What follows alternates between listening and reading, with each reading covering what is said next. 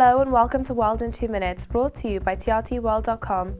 Let's take a look at this hour's developing stories. The World Bank has lowered its outlook for Russia's GDP growth amid persisting geopolitical tensions.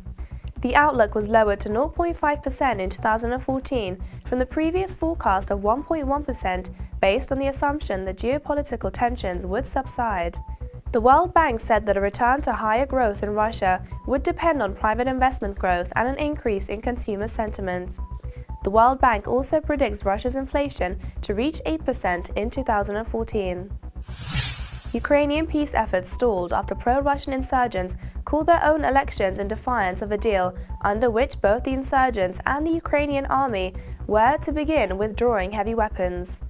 Separatists of the Russian-speaking industrial East brushed off President Petro Poroshenko's limited self-rule offer and announced plans to set up independent parliaments in self-organized Poles on November 2nd. Both Kiev and the West fear the Kremlin was trying to turn eastern Ukraine into a frozen conflict. According to the Dutch National News Agency, the Dutch government will discuss contributing 4 F-16 fighter jets to the US-led military operation against ISIS. A special cabinet meeting was called by the government of Prime Minister Mark Rutte for Wednesday to consider what role the Netherlands should play in the airstrikes against insurgents in Iraq and Syria.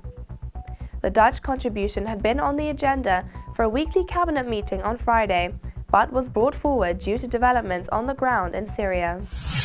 Standard & Poor's said a German Eurosceptic party's surge in popularity could hit weaker Eurozone countries' borrowing costs.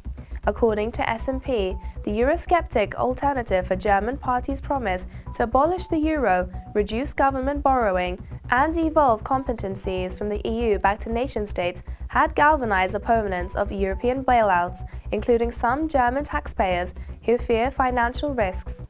S&P stressed that German support has been essential in combating the Eurozone debt crisis. And that's it for this hour's session of World in 2 Minutes.